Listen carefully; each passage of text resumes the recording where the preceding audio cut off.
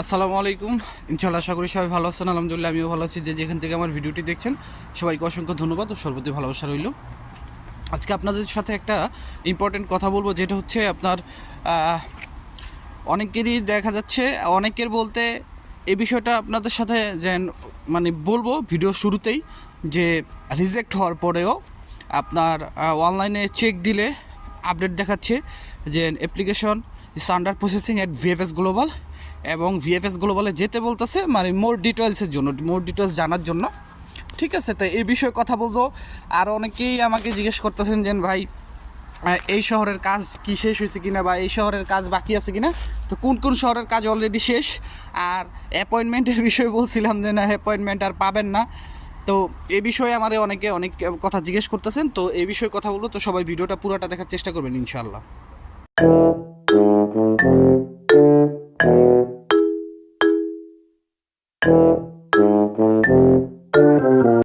তো সব কিছুর জন্য আলহামদুলিল্লাহ। প্রথমে আমি যে জিনিসটা দেখাইতে চাই, যেটা হচ্ছে আপনারা অনেকেই জানেন যে আমি বলছিলাম যে আমার দুইটা লোক ছিল যাদের সিজনাল ভিসা ছিল, তাদেরকে রিজেক্ট করে দেওয়া হয়েছে। এমনকি তাদের কিন্তু পেরপুত্তরা থেকে যখন নুলস্থ ওঠে, পেরপুত্তরা থেকে একটা রিকোয়েস্ট করা হয়েছিল যে তাদের এখানে আসলে 4 ঘন্টার একটা কন্ট্যাক্ট করা হবে পার্ট টাইম, এবং মালিকের সব কিছু ঠিক আছে, মালিকের কাছে কোনো আপনার মেল যায় নাই কা। ঠিক আছে, কিন্তু রিসেন্টলি গতকাল রাতে যখন চেক দিলাম, তো তখন দেখাচ্ছে যে তারা কিন্তু রিটার্ন পাসপোর্ট পাইছিল, এবং রিটার্ন পাসপোর্ট পাওয়ার পর রেডি ফর কালেকশন দেখাইছে। এখন 2 দিন এরকম দেখাইছে, তারপরে এখন দেখাইতেছে গতকালকে যে ভিএফএস গ্লোবাল থেকে দেখাইতেছে অনলাইনে আপডেট যে file under processing, application is under processing at VFS global. ঠিক আছে, তো আমি ফোন দিছিলাম তাদেরকে, তারা নিজেরা আমাদের রেফারেন্স নাম্বার নিয়ে চেক দিছে। তারপর বলতেছে স্যার হ্যাঁ এরকম এরকম, যে আপনি যেটা বলছেন সেটাই সত্য। তো আমি বললাম যে এই আপডেটটা হওয়ার কারণ কি, আর এই আপডেটটা কি আপনারা কি বেসিক্যালি আপনাদের কোনো রুলসের ভিতর পড়ে যে আপনারা নিজেরাই কোনো আপডেট দিতে পারবেন, নাকি ইতালি এম্বাসি যখন আপনাদেরকে একটা ডিক্লার দেয় যে এই ফাইলটার এরকম আপডেট হবে, এই ফাইলটা এরকম আপডেট হবে, তখন আপনারা আপডেট দেন? পরে তিনি বলল যে ওই এমপ্লয়ার বলল যে ভাই স্যার, যখন ইতালি অ্যাম্বাসির থেকে আমাদের কোনো আপডেট দেয় তখন সেটা আমরা অনলাইন করে দিই, তো সেটাই আপনারা দেখতে পান। এবং পরে আমি আরও অনেক কিছু জিজ্ঞেস করলাম, পরে বললো যে যিনি ক্লায়েন্ট তাকে ভিএফএস গ্লোবালে আসতে বলবেন, কারণ এখানে মোর ডিটেলস লেখা আছে। যেহেতু যারা আপনার হেল্প ডেস্কে বসে তারা এত কিছু জানবে না, এটা গেলে বোঝা যাবে। তবে আমার মনে হয় এটা তো ইম্পর্টেন্ট কিছু না, কারণ অনেকে 2-1 জনের আমি দেখছি, আবার কেউ কেউ বলতেছেন যে আপনার এটা 2-1 দিন পরে চলে যায়। তো সেই ক্ষেত্রে যদি এরকম কারো হয়ে থাকে অবশ্যই আমাকে একটু কমেন্টস করে জানাবেন, এবং আমার পার্সোনালি একটু নক দিবেন। আর আমি আপনাদের বলবো একটু ভিএফএস গ্লোবালে গিয়ে এই বিষয়টা আপনারা নিশ্চিত হন।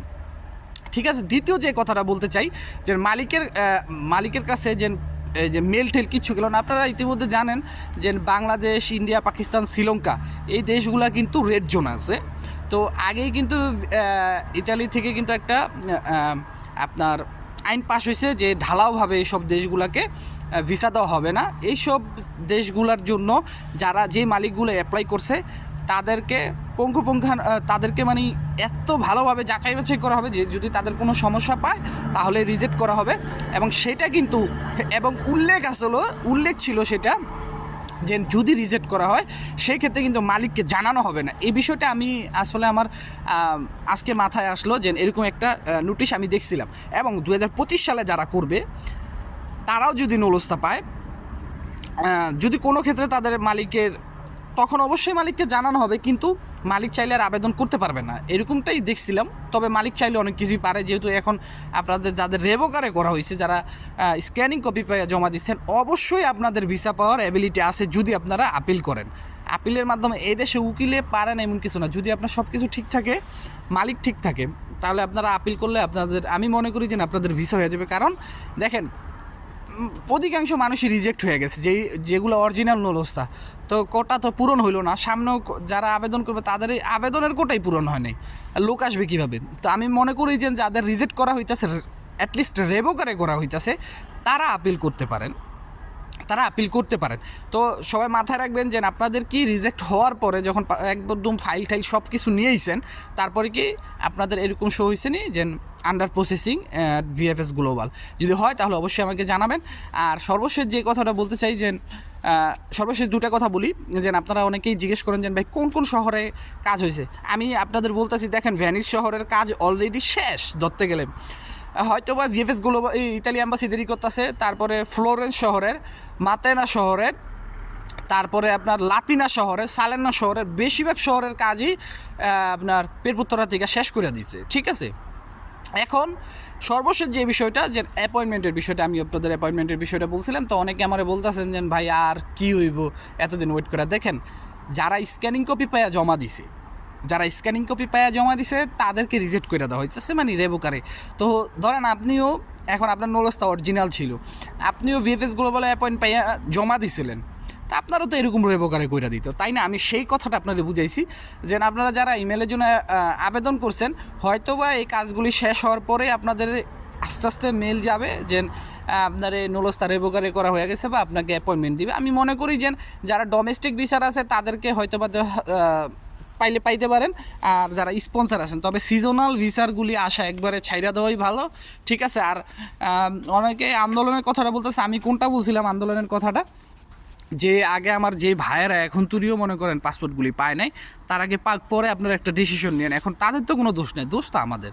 আমি এই জিনিসটা আপনাদের বুঝাইতে চাইছি। আমি কেন আপনাদের উস্কানি দিব আন্দোলনের জন্য? আমার খেয়ালে কোনো কাম আছে? অনেকে বলেন যে আমার এখন আমার মানে কান্দে ঘানি পড়ছেন না ভাই, এখানে তো আমার কোনো লসের বিষয় না, হয় নাই যা যদি রিজিকের না থাকে তো মনে করেন যে এখানে তো আর কোনো জোর জবরদস্তি না। এবার হয় না, আগামীবার হবে, আগামীবার নয় পরের বার হবে, ইনশাল্লাহ একদিন হবে। তবে আমি তো আপনাদের বলছিলাম ইনশাল্লাহ আমি দেখেন নে, যদি বাচ্চা থাকে, যদি সুযোগ সুবিধা থাকে, আমি আমার এই ফ্রেন্ডগুলোকে এই ইউরোপের মাটি দেখাবো ইনশাল্লাহ। এবার সেটা 2 বছর পর হোক, 5 বছর পর হোক।